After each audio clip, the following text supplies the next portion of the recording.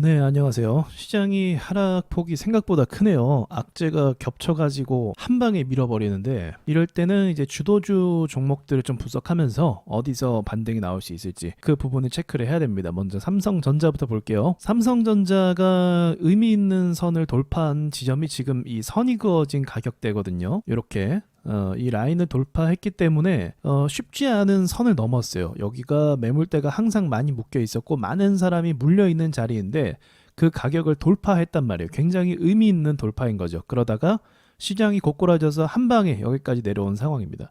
그래서 어쨌든 지금 구간에서 한 8만 원대 라인에서 반등이 나올 수 있다라고 1차적으로 해석할 수 있어요. 그러니까 코스피도 오늘 극심한 폭락을 했거든요. 악재가 계속 껴갖고 여기 라인에서 이제 반등을 좀 주지 않을까 기대를 좀 해볼 수 있는 거죠. 코스닥 같은 경우는 먼저 850에서 반등을 좀 예상을 했었어요. 그래서 살짝 반등 나왔다가 갑자기 이스라엘하고 이란하고 전쟁 소식이 좀 본격화되니까 미국장 폭락하면서 우리나라 코스닥도 당연히 또 폭락을 해버렸어요. 만약에 코스피가 온전한 반등이 나온다면 코스닥도 따라갈 가능성이 높거든요. 최근에 코스닥을 견인했던 섹터가 바로 HLB란 말이죠.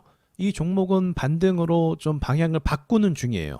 이거 이번 달 말까지의 움직임이 중요할 것 같은데 지금 분위기에서는 곧바로 올라가기 좀 힘들 것 같고 지금 떨어지는 게 또 금리 이야기가 돌면서 오늘 제주은행이 올랐죠. 금리가 오를 수도 있겠다라는 우려감이 본격화되기 시작하는 거예요. 불과 한 달 전까지만 해도 금리를 6월 달에 인하할 기세였는데 그 기대감이 완전 꺾여버리고 지금 반대의 방향으로 기사들이 나오는 걸 확인할 수 있어요. 그렇다면 HLB 같은 바이오 종목들은 지금 안 그래도 바이오 종목들이 막 쏟아지고 있거든요. 힘을 더 못 발휘할 가능성이 높죠. 하지만 이렇게 만들고 그냥 허무하게 죽는 경우는 저는 없다라고 보고 있거든요. 그래서 어느 순간은 반등을 줄 거라고 보는데 이거는 금리 소식에 따라 많이 갈릴 것 같아요. 아무튼 방어 라인을 보자고 하면 여기에요. 아래 꼬리 잡았던 84,700원 정도가 방어 라인인데 여기를 무사히 반등 나오고 있습니다. 만약에 여기 라인 깨게 되면 그때부터는 좀 골치 아파진다라고 볼 수 있어요. 자, 그럼 환율을 또 안 볼 수가 없겠죠. 환율은 먼저 선반영을 했더라고요. 여기가 저항이거든요.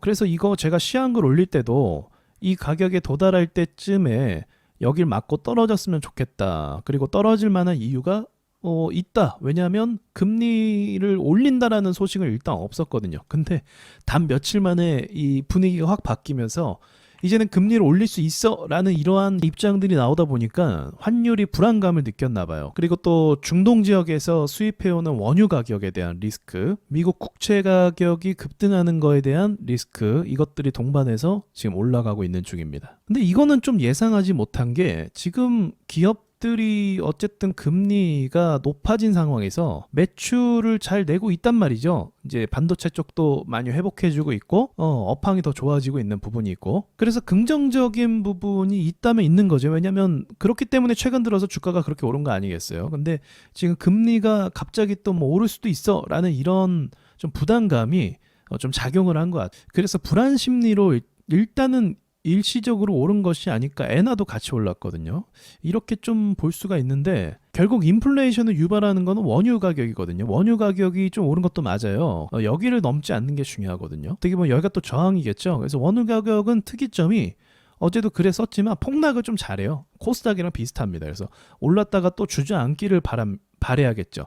이거는 이제 옥수수 가격이거든요. 국제 옥수수 가격. 가격이 꽤 낮게 형성이 돼 있어요. 그쵸? 높았던 가격대에서 많이 내려왔단 말이에요. 그래서 원유 가격이나 옥수수 가격을 보면은 어떻게 보면 이전 수준으로 좀 돌아온 부분이 있고 중동 리스크 같은 경우도 확전이 되지 않는다면 다시 한번 원유 가격이 좀 안정적으로 떨어질 가능성도 있고 그렇게 되면 금리를 올릴 만한 명분이 일단 없겠죠. 이 지표로 한번 봤을 때. 그리고 금리를 이제 6월에 인하를 생각했는데 이게 미뤄졌잖아요. 그래서 9월이잖아요. 그러면 어쨌든 미국 사람들도 고금리를 지금 견디는 입장이란 말이죠. 그럼 고금리 상황에서 여러 가지 지표들이 올라가는 게 좀 쉽지는 않을 것 같거든요. 아무튼 지금 상황에서는 이 가격대를 보면은 그렇게만 우려할 수준은 아닌 것 같아요. 제가 봤을 때는. 이제 중동 전쟁이 어떤 식으로 전개가 될지 그건 모르지만 어쨌든 미국 입장에서는 또 유엔 입장에서는 확전이 안 됐으면 좋겠다라는 의사를 좀 강하게 밝힌 것 같고, 그 부분이 사그라들게 된다면 떨어질 가능성도 있고, 또 그렇다면 우려감 때문에 올랐던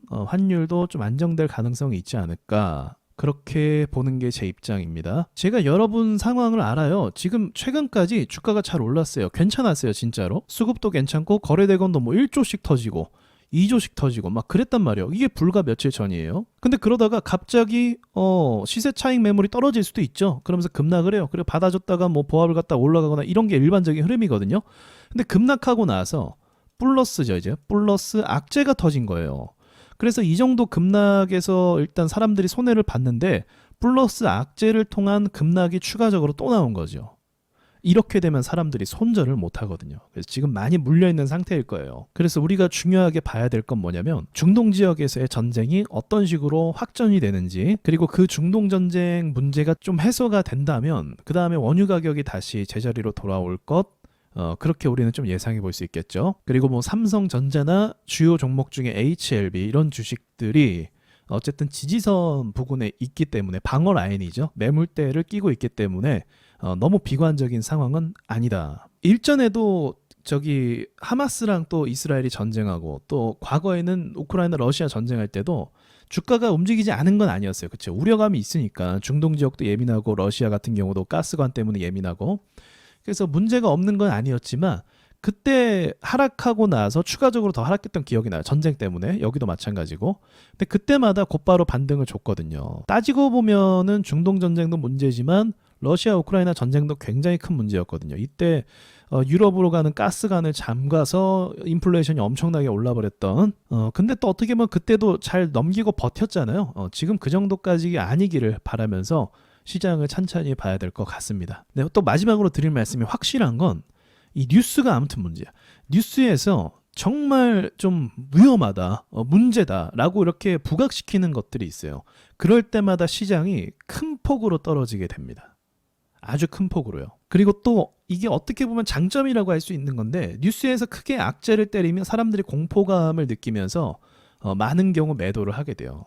뉴스에서 이렇게 때리면, 그냥 떨어지면 매도 안 해. 뭐 좋아지겠지. 근데 뉴스에서 때리면은 심리적으로 위축이 된단 말이에요. 그래서 그때 이후에 반등이 나오는 경우가 꽤 있거든요. 그러니까 지금도 그런 걸 좀 기대해 볼까 싶기도 하고요. 희망사항이라고 할 수도 있을까요? 근데 이전까지의 패턴은 다 그랬어요. 뉴스에서 크게 때리는 악재가 있으면 그 뒤에 얼마 안 지나서 크게 오른다. 뉴스 때문에 사람들이 팔거든요. 자, 아무튼 여기까지 말씀드리고 마치도록 하겠습니다.